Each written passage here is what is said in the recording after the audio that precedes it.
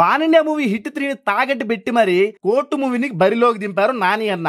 ఒకవేళ తేడా వస్తే హిట్ 3 మూవీకి డిపాజిట్లు కూడా గల్లంత అవుతాయి. ఆ లెవెల్లో రిస్క్ తీసుకొని మరి స్టేట్మెంట్లు ఇచ్చారు డైరెక్ట్ గా. అయితే కోర్టు మూవీని రిలీజ్ చేశారు, పెయిడ్ ప్రీమియర్లు అందరూ చూశారు. దాని గురించి మనం పక్కా మాట్లాడుకోవాలి. మరి సినిమా ఎలా ఉంది ఏంటి అంటే మనం రివ్యూలోకి వెళ్దాం. స్పాయిలర్లు అయితే ఏమీ ఉండవు. ఒక్కసారి రివ్యూ చూస్తే మీకు క్యూరియాసిటీ కూడా పెరిగిద్ది. ఇక కోర్టు మూవీ గురించి మాట్లాడుకోవాలంటే ట్రైలర్ లో చూపించినట్టే ఇద్దరు మైనర్ బాలిక బాలుడు ఉంటారు. వాళ్ళ మీద మైనర్ బాలిక మీద ఇది చేసినందుకు ఫోక్సో యాక్ట్ పెడతారు. ఫోక్సో యాక్ట్ ఏంటంటే ఎవ్వరు కేసు కూడా తీసుకోరు బాబాయ్, ఎందుకంటే వాళ్ళే నిరూపించుకోవాలి చేసినట్టు. ఇలాంటి మూవీ సెంబి అని మలయాళంలో వచ్చింది, కోవెల సరళ గారిది. కాకపోతే చిన్నపిల్ల అంటే 5 నుండి 6 సంవత్సరాలు ఉన్న బాలిక మీద ఆ మూవీ రన్ అవుతుంది. ఈ మూవీ అయితే చాలా ఎంగేజింగ్ గా ఒక లవ్ స్టోరీని యాడ్ చేసి ఒక మృగాల్ లాంటి కొన్ని క్యారెక్టర్ ని తీసుకొని కోర్టులో ఒక పాయింట్ టు పాయింట్ చూపించారు.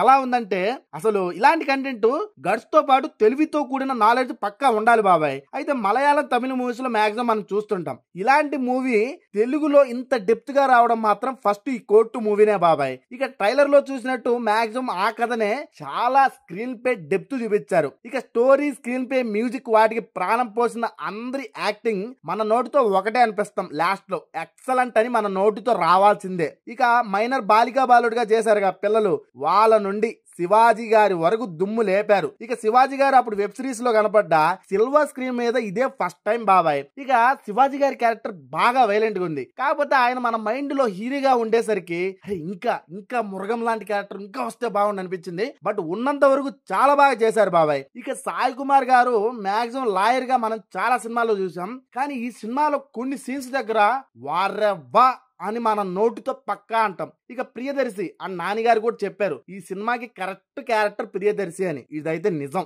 ప్రియదర్శి చితక్ కొట్టేశాడు యాక్టింగ్ పరంగా. అక్కడ ఉన్న నిజంగా ప్రియదర్శి కనపల్లా, ఆ క్యారెక్టర్ ఎవరైతే లాయర్ ఉన్నారో ఆయన కనపడ్డాడు.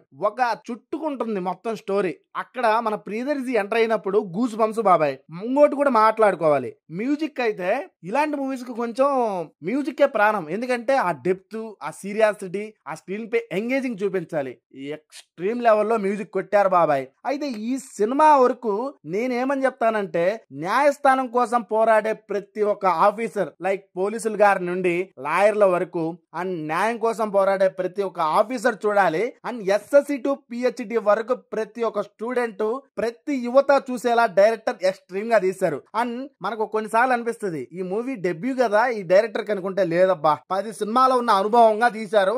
Extreme direction, story, screen pay, music అన్ని విధాలా బాగున్నాయి. కాకపోతే ఆ క్యారెక్టర్లు, ఊర్లు, ఆ క్యారెక్టర్ కొంచెం చూపించే విధానం దగ్గర అక్కడక్కడ కొంచెం ప్రతి సినిమాలో మైనస్లు ఉంటాయి. అది చూస్తే మనకు మైనస్ గా అనిపిస్తుంది. బట్ మనం అంతా ఆలోచిస్తే ఏం అనిపించదు బాబాయ్. Cinema super. ఇంకా నేనైతే ఇంకేం చెప్పలేను. సినిమా ఇంకేమైనా చేస్తే స్టోరీ చెప్తామని భయం వేస్తుంది. ప్రతి విషయంలో సినిమా సూపర్. ఇంకా హిట్ 3 గురించి మాట్లాడుకోవాలంటే కళ్ళు మూసుకొని సినిమాకి వెళ్ళి హిట్ 3 చూడండి మేలో, ఓకేనా? ఇక మీ ఊర్లో పక్కా కోర్టు మూవీ వచ్చిందనుకో, అంటే కొన్ని ఏరియాలలో రిలీజ్ చేయరు కదా అందుకని. బట్ ఒకవేళ పక్కన ఒక 40-50 కిలోమీటర్ దూరం ఉన్న బండి వేసుకొని పోండి, అవసరమైతే సెలవు పెట్టండి. ఎందుకంటే వర్త్ అనే స్టఫ్ ఉంది ఈ కోర్టు మూవీలో. మరి మీరు గనక కోర్టు మూవీ చూస్తే మీకు నచ్చిన పాయింట్ ఏంటో కింద కామెంట్ చేయండి. దాంతో పాటు మన ఛానల్ సబ్స్క్రైబ్ చేసి నోటిఫికేషన్ కూడా ఆన్ లో ఉంచుకోండి. హ్యాపీ అవుతాం.